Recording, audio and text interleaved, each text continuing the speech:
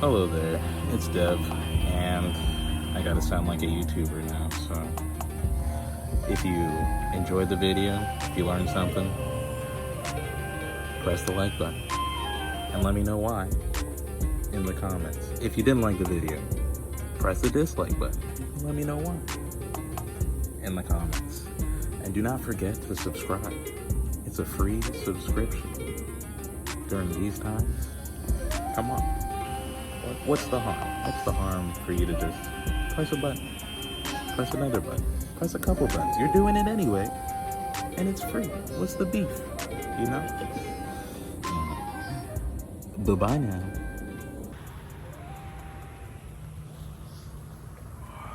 Hello there.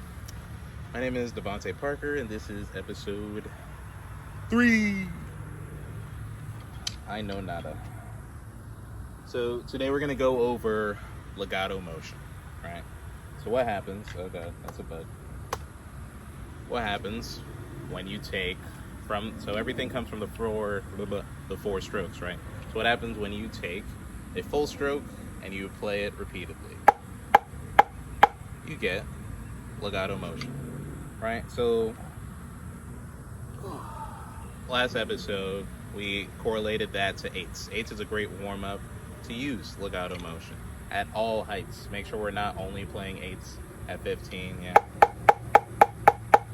Now with the Legato Motion, what's keeping it legato? What's keeping it resonant? What's keeping it open? And it comes down to how we hold our implements. We want to make sure that we're hearing the stick resonate and not your hands dampening the stick. Great way you can test this: put your grip on the stick. Make sure we're only testing with our finger pads. Just click your sticks together. Make sure we're hearing a tone come out of the sticks and that it's not dead. Yeah, make sure we're not using broken sticks. Let's start there. Right, so when we're playing, we want to make sure it's nice and resonant.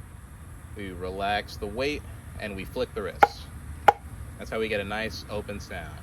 Relax the weight, flick the wrist. Nice and open, right? So we got eights. We have our height system at 15, nice and big. You see my arm moving there. We want to make sure that at all heights, but especially here, that we relax and we let the arm move. When we let our arms move, we get a better sound from the drum. It's nicer, it's more open, or it's more warm. Alright, so we've got eights. I would start at like 123 or 132 for our 15 range. Alright, then we go down to 12, decreases just a bit. You'll see the arm movement is different. Yeah, because at 12 we don't need to relax the weight. The weight is already relaxed, so we're just turning the wrist here. Turning the wrist, a nice open hand. Remember, the hands as open as butt of the stick. The arm's still moving. When you're playing eights, yeah, it's a good thing to, one, I like to take reps for the technique and take reps for the sound. We want those to be cohesive. So I'll like drum in front of a mirror, like I'm kind of doing right now. I have the phone camera like flipped towards me so I can see what I'm doing. So I look at my right hand, make sure my pathway is straight up and down at all heights.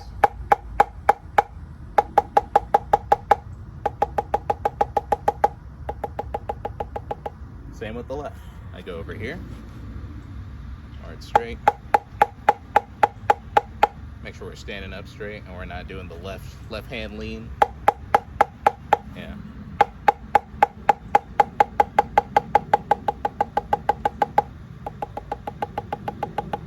Nice. So when we get down to 12 inches, that's when we'll still mainly wrist there. Yeah. But the fingers and the hands nice and open. We get down to 9. Then we we're getting a little more into finger. So how do we change our height with the stick? We turn the wrist. It is as simple as that. My front knuckle's pointing up, so the stick's gonna go that way. Wherever my hand is pointing is where the stick will go.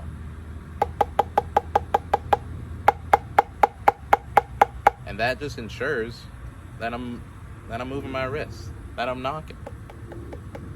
Just a simple knock. Left hand's a little weird, like a little throw. It's like we're opening a door. We want to get that flexibility with the left hand. Yeah, we'll do a couple of these guys. What is it? Make sure you stretch your hands out before you're drumming. Stretch out your wrists. Oh, did a little pop there. Yeah. So that we have mobility. Great. So this exercise we're gonna do now. We go over, it knocks out a bunch of birds with a bunch of stones. Sorry if you love birds, the birds are dead. This comes from a friend named Sean Reese. Shout out Reescoast. He played this at Carolina Crown. So we're going through the height system while also paying attention to our rhythm, while also paying attention to our sound, right? So I have the met at 130 right now, beat pattern 2. Just like before, I was saying I like beat pattern 2 so I can accent those 2s and 4s. I start on the lower pitch. Right? So with our 15 height, we're going to be playing quarter note triplets, triplet quarter notes, whatever you want to call them. Right? So we're going to go right hand, left hand, double stop. We want to make sure that we're hearing the same sounds from both hands. Here we go.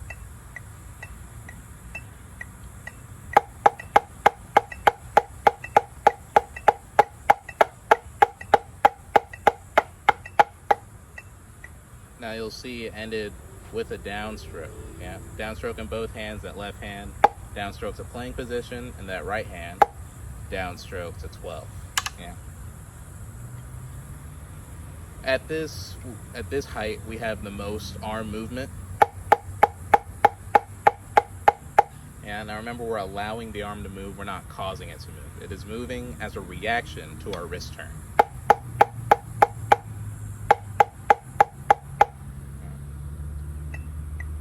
So now I would add on eighth notes. This is where we're going, a little less arm movement. And we gotta make sure we jump right on the rhythm change, getting right to beat 2, yeah? So getting that transition.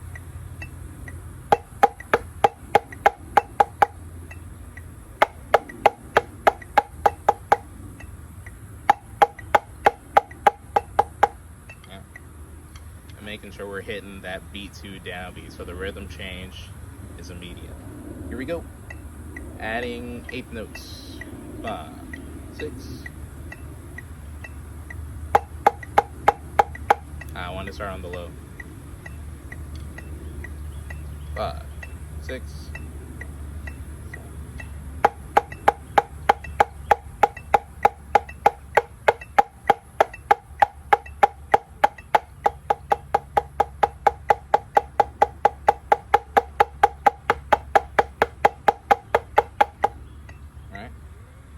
Still nice and relaxed, still letting the arm move. Now we're going to move on to fivelets. We're going to be playing fivelets at 9 inches, around 45 degrees is our angle.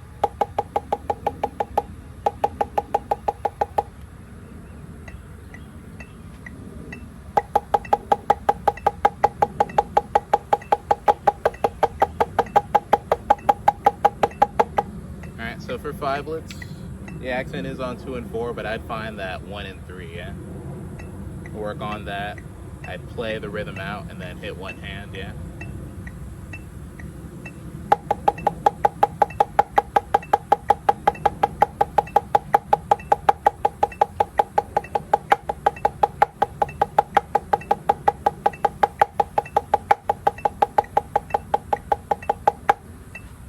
a little fast at the end. After our 9-inch height, we're gonna go to 6. We're gonna play triplets. Yeah, let's add that on from the top. 5, 6. Oh, wait, no, start on the low. 5, 6, 5, 6, 7, 8.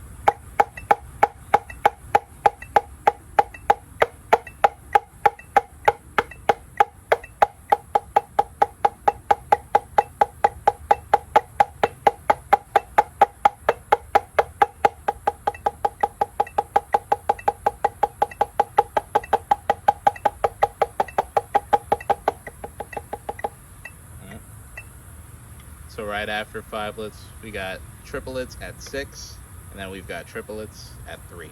Yeah, started off a little slow there, so you want to make sure as the height goes down, the rate at which you're hitting the drum increases. So be ready for the speed increase. Yeah. We want to just think about those first 2 bars, yeah, and then just stay locked in. Hit the first of all your rhythms. Hit here, right there. Each hand, and just keep it consistent all the way through. Hit your checkpoints.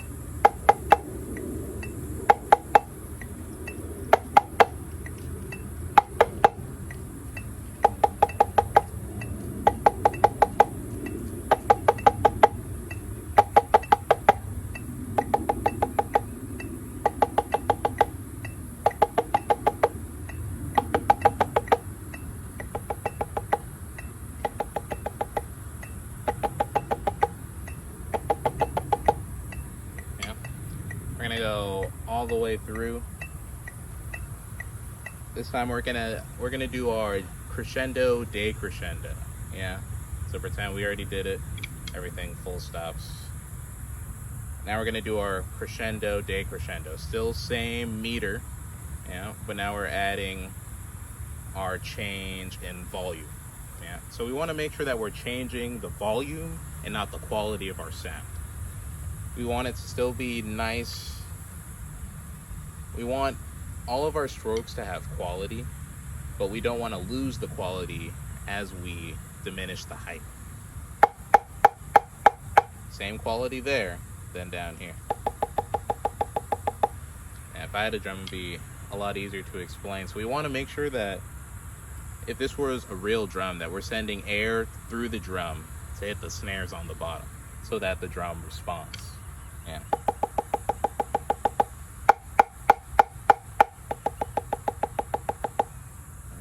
Decrease the volume, not the quality of the sound. So we're gonna go all the way through with our crescendos and decrescendos. Yeah. So with our decrescendo,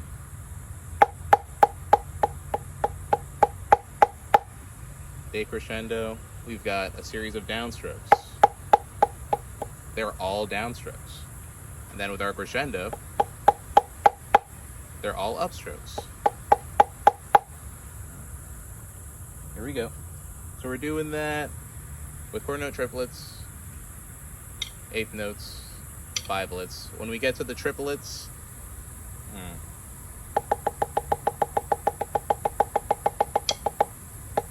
we're just gonna stay at the same height for our 6 and our 3. Yeah, because there aren't really decrescendos or crescendos from 6 down. You can if you want. I'm not gonna. Here we go. 5, 6, 5, 6, 7, 8.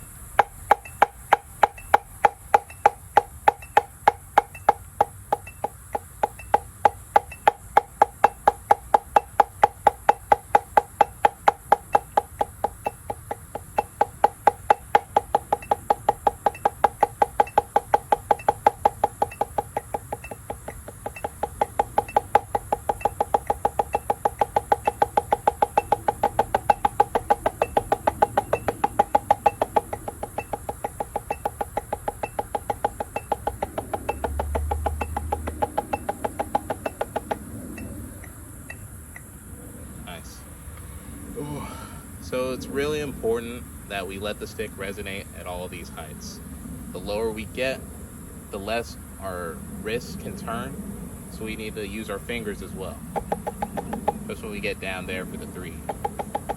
So using the fingers for your left hand, that'd be your thumb. Yeah. So the wrist is still moving.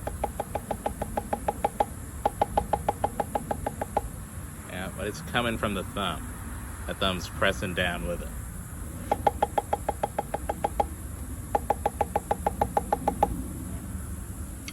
Nice. Oh. Well, that's it, y'all. Bye-bye now.